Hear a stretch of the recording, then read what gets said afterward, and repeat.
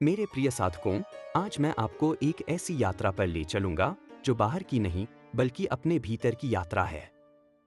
यह यात्रा है ध्यान की। ध्यान के बारे में अधिकांश लोगों ने सुना है। कुछ लोगों को इसका वास्तविक ज्ञान है और बहुत कम लोगों ने इसका सच्चा अनुभव पाया है।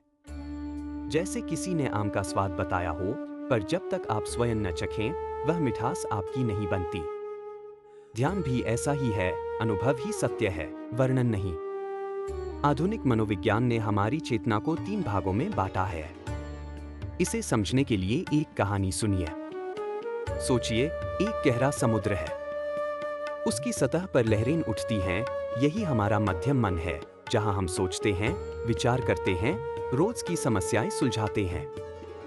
समुद्र की गहराई में, अंधेरे में, वह हिस्सा है जिसे हम निम्न स्तर मन कहते हैं। यहाँ से हमारी सांस चलती है, हृदय धड़कता है और यहीं से उठती हैं हमारी ग्रंथियाँ, हमारे भय, हमारी कुंठाएं। और सबसे ऊपर, सूर्य की रोशनी में चमकता हुआ, वह उच्चतर मन है जो सूक्ष्म दृष्टि का, प्रेरणा का, आनंद का स्रोत है। महान कवि, वैज्ञानिक, संत इसी क्षेत्र से प्रकाश ग्रहण करते हैं। यही गूढ़तर ज्ञान का पीठ है। मन का एक और हिस्सा है सामूहिक अचेतन। कार्ल जुंग नाम के एक महान मनोवैज्ञानिक ने इसे दुनिया के सामने रखा। कल्पना कीजिए, एक विशाल पुस्तकालय जिसमें आपके पूर्वजों की हर स्मृति, हर अनुभव, हर संस्कार संग्रहित है।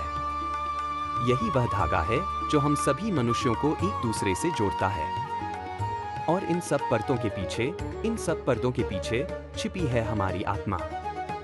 वह बीज जो हर क्रिया को प्रकाशित करता है। ध्यान हमें उसी आत्मा तक पहुंचाता है। एक बार एक युवक मेरे पास आया। उसने कहा, गुरुजी, मैं ध्यान करने बैठता हूं तो अजीब अजीब चीजें दिखती हैं। पुरानी यादें आती हैं, डर लगता है। क्या यह सही है? मैंने मुस्कुराकर कहा, बेटा, यह तो शुभ संकेत है। ध्यान के प्रारंभिक अभ्यास में यही होता है।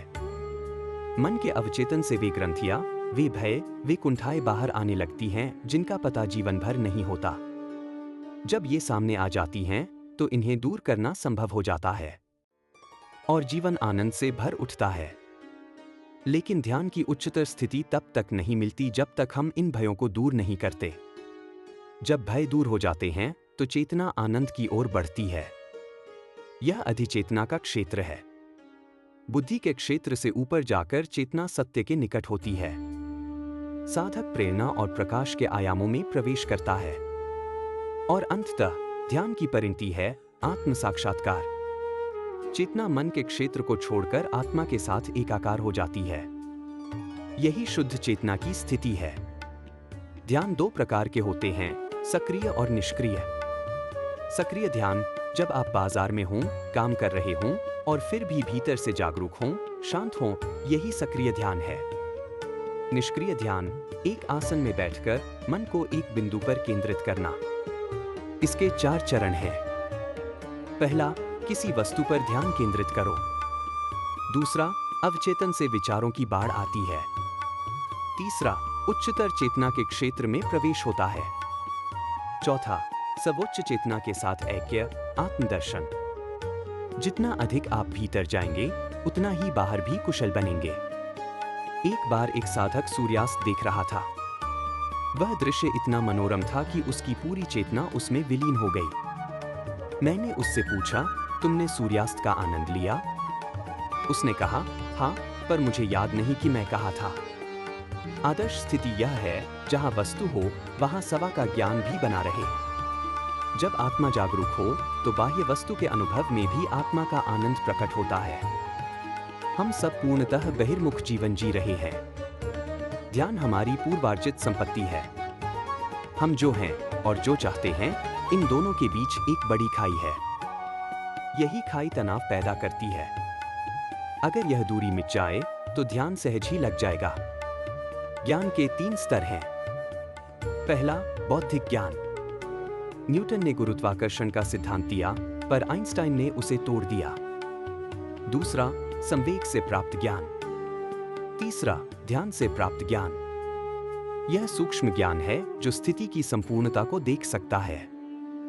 इस ज्ञान पर न बुद्धि का आवरण है, न संवेग का रंग। ध्यान की अवस्था में उच्चतर मानसिक कंपनों का प्रत्यक्ष ज्ञान प्राप्त होता है।